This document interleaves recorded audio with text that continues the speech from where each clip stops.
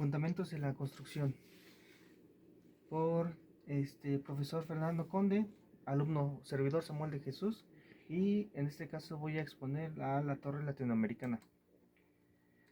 Ese es un índice sobre la ubicación, historia, diseño de la cimentación, imágenes, la cimentación.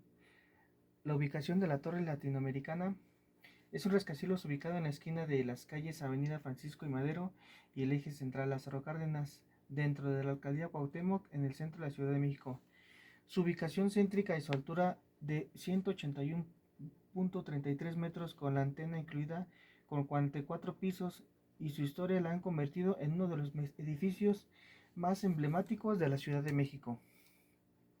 Su historia: en septiembre de 1930, la Torre Latinoamericana, compañía de seguros sobre la vía, compró un edificio localizado en la esquina de la calle Madre y San Juan de Letrán.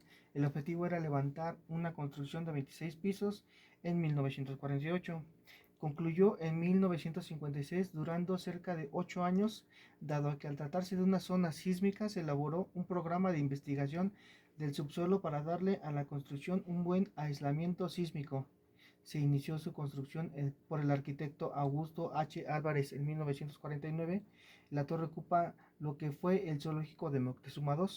Se encuentra sobre 361 pilotes con 33 metros de profundidad.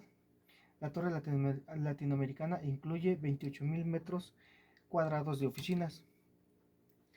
La cimentación: su diseño, a cargo de los arquitectos Augusto H. Álvarez y Alfonso González Paullada, incorporó investigaciones antisísmicas lideradas por el Leonardo Siebert para asegurar la resistencia del edificio a los movimientos telúricos de la zona. El doctor Leonardo Siebert elaboró un amplio programa de investigación del subsuelo que consistió en sondeo de muestras inalteradas de 50 metros en el sitio del edificio, instalación piezómetros a 18, 28, 33 y 50 metros en el lugar, en la banqueta y en la alameda, instalaciones de bancos de nivel en el lugar y la alameda. En la alameda se instaló un banco de nivel a 70 metros de profundidad. Después del estudio de subsuelo, el doctor Leonard Siebert llegó a la conclusión de proyectar una cimentación para la carga de 25 toneladas por metro cuadrado. La cimentación constaría de pilotes apoyados en la primera capa de arena compactada a cada 33 metros de profundidad, para una carga unitaria de 13 toneladas por metro cuadrado, y una caja de concreto con la dimensión del terreno a 13 metros de profundidad. Debido al agua freática del lugar, se tendría una supresión de 12 toneladas por metro cuadrado, así como se complementarían los 25 toneladas por metro cuadrado el peso unitario del edificio, las 25.000 toneladas del edificio. Llegó a la conclusión de proyectar una cimentación estructural que se crearía paradigmas en la ingeniería moderna, ya que el subsuelo de la ciudad es fangoso con consistencia esponjosa. Para la cimentación de la torre se hincaron 361 pilotes de concreto de punta a 34 metros de profundidad hasta la capa resistente del subsuelo, y una losa de cimentación a manera de cajón que además sirve para empotrar la torre a una profundidad de 13.50 metros.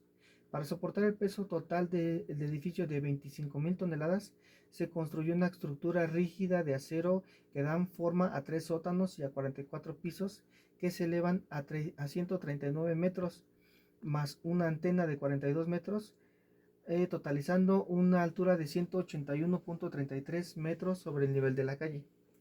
Para lograr que la torre tuviera una altura oficial de 181 metros con 33 centímetros, se empleó un material muy ligero y resistente, el acero, clasificado con la denominación 47, considerado como el más innovador en aquel momento.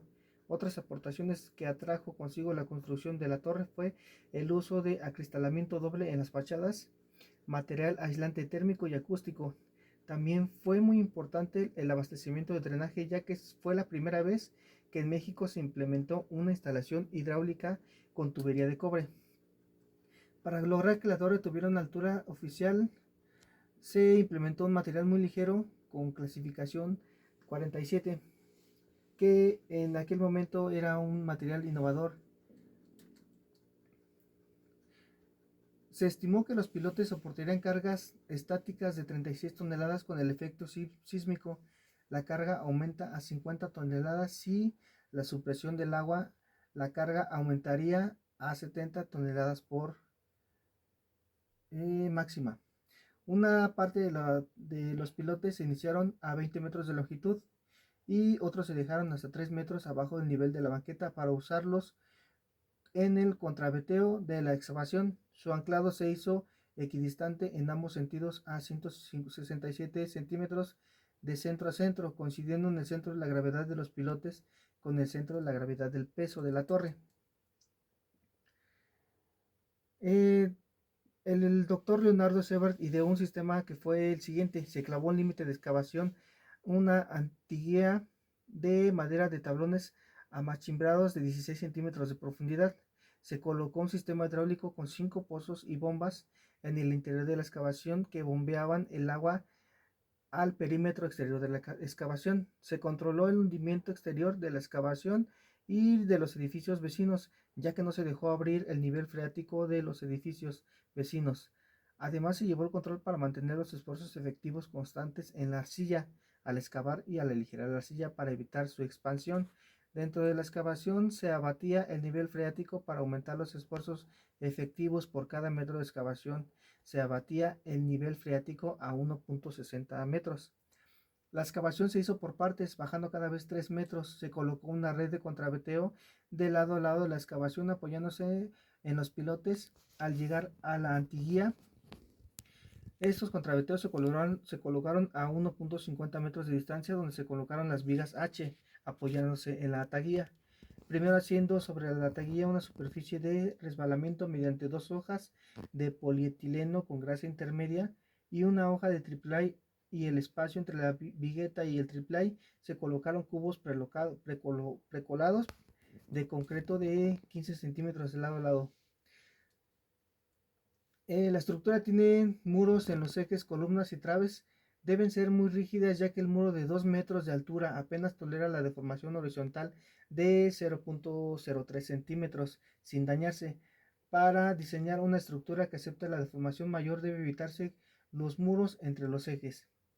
La primera condición de la torre fue que no tuviera muros ligados a la estructura, y se consideró que los acabados, fachadas, muros interiores, plafones, etc., podían diseñarse arquitectónicamente para un desplazamiento entre piso y plafón de 1.5 centímetros sin dañarlos. Este diseño resultó en un edificio flexible y se calculó dinámicamente. El reglamento de construcción de 1948 recomendaba un cálculo estético con una fuerza lateral de 2.5% de la gravedad. Las fatigas de los materiales podrían aumentarse en un 33% sin pasar el límite elástico del material. Eso es un corte de la torre latinoamericana. Y algunos datos interesantes de la torre fue en su inicio. Se inició su construcción por el arquitecto H. Álvarez en 1949. Tomó 8 años sin concluirse. La torre ocupa lo que fue el zoológico de Moctezuma II. Fue ocupado por un monasterio franciscano hasta la Reforma. La Torre Latinoamericana Seguros S.A. es una empresa de seguros que dio nombre a la torre. Sigue siendo dueña de partes del edificio. Se encuentra sobre 361 pilotes con 33 metros de profundidad. Se dice que el edificio flota sobre los cimientos a pesar del soporte de los pilotes. Al completarse el edificio más alto fue el edificio más alto en América Latina y el 45 del mundo. La torre latinoamericana incluye 28.000 metros cuadrados de oficinas. Al ser un monumento histórico, su fachada no puede ser modificada. Es antisísmica. Aguantó los sismos del 28 de julio de 1947 con una magnitud de 7.8, el del 19 de septiembre de 1985 con una magnitud de 8.1, el 19 de septiembre de 2017 que fue de 7.1, el 19 de septiembre de 2022 que fue de 7.7. De acuerdo a la información histórica, la torre latinoamericana junto a la torre Taipei 101, la torre ejecutiva Pemex, la torre mayor, el US Bank Tower y Costanera Center una de las 6 estructuras en estar en la zona de alto riesgo sísmico. Para concluir, en esta materia lo que dejó como aprendizaje es sobre la cimentación y la importancia de hacer un cálculo estructural y sobre eh, ¿cómo se llama?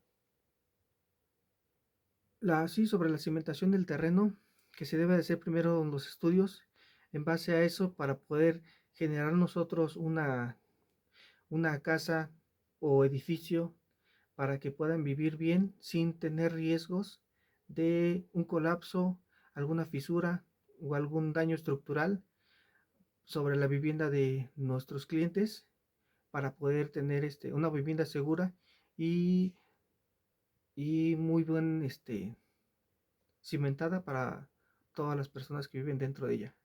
Gracias.